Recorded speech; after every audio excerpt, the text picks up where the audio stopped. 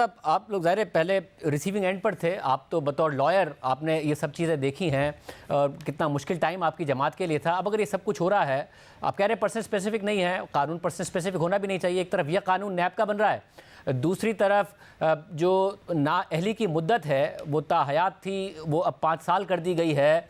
ظاہر نواز شریف صاحب کے لیے راستہ کھول دیا گیا ہے. میں اس بات سے قطعی طور پر ہم اس پروگرام میں اتفاق نہیں کرتے ہیں کہ کسی کو تا حیات نااہل ہونا چاہیے، مگر پرسن اسپیسیفک ہی ہو رہا ہے نواز شریف صاحب کو سسٹم میں لانے کے لیے، عمران خان صاحب کو سسٹم سے نکالنے کے لیے. قاضی صاحب اچھا کیا آپ نے یہ سوال کر لیا. پہلی بات تو یہ ہے کہ اگر میرے لیے ایک چیز اچھی ہے یا بری ہے اور وہ چیز اور 1000-2000 لوگوں کے لیے بھی اچھی یا بری ہے، تو اس شرم کی وجہ سے ہمیں نہیں رکنا چاہیے کہ وہ ایک بڑے آدمی کو بھی اس کا فائدہ یا نقصان ہوگا.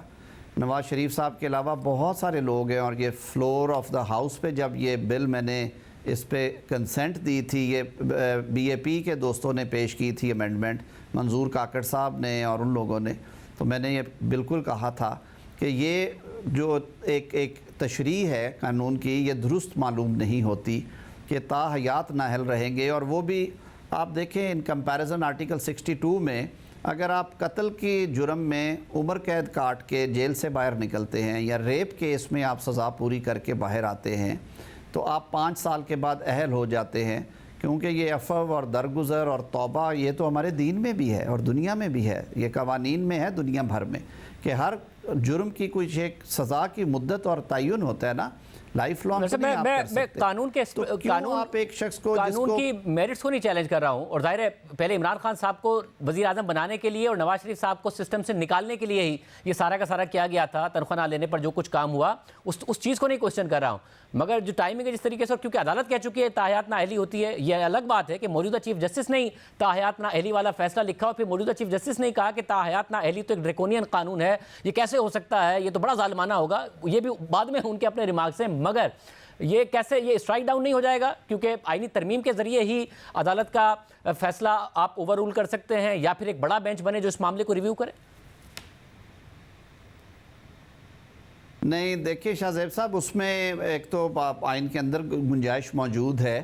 کہ جو قانون سازی آرٹیکل 70 کے تحت وہ صرف اور صرف پارلیمان کا اختیار ہے اور عدالتیں قانون لکھ نہیں سکتی. قانون کی تشریح کرتے ہوئے بھی وہ قانونی اور آئینی دائرے سے باہر نہیں جا سکتی. پارلیمان نے جو قانون پاس کیا وہ انتہائی مناسب اس لیے ہے کہ اس قانون میں صرف یہ کہا گیا ہے کہ جہاں پر آئین میں نااہلی کی مدت کا تعین کیا گیا ہے وہاں پہ وہ مدت پڑھی جائے گی، یعنی 5 سال ہے، 3 سال کے لیے نااہلی ہے، 2 سال کے لیے ہے یا اس ٹرم کے لیے نااہلی ہے. اور جہاں پہ آئین میں اس مدت کا تعین نہیں کیا گیا اور ابہام ہے یا خاموشی ہے، وہاں پہ وہ میکسیمم جو اس میں دی گئی ہے اس سے آگے نہیں جائے گی. اور آپ نے دیکھا ہوگا کہ آرٹیکل 62-63 جب ہم سارا ایگزامن کرتے ہیں تو 62 میں 5 سال سے زیادہ کی نااہلی نہیں ہے. تو یہ تو ہم نے اس ابہام کو دور کیا ہے. اس میں کہتا ہوں، تو آپ کہہ رہے ہیں وہ فیصلہ غیر مؤثر ہو گیا، یا پھر وہ فیصلہ ایک آئینی ترمیم یا ریویو کے ذریعے غیر مؤثر ہو سکتا ہے، یا ایک قانون کے ذریعے غیر مؤثر ہو سکتا ہے جو سپریم کورٹ نے دیا ہوا ہے؟ بالکل جی، لا سپریم ہے، اور لا کیونکہ آئین کی روح کے مطابق بنایا گیا ہے. اور یہی وجہ ہے کہ آپ نے دیکھا ہوگا کہ پارلیمان میں موجود ایون اپوزیشن کے اراکین جو ہیں،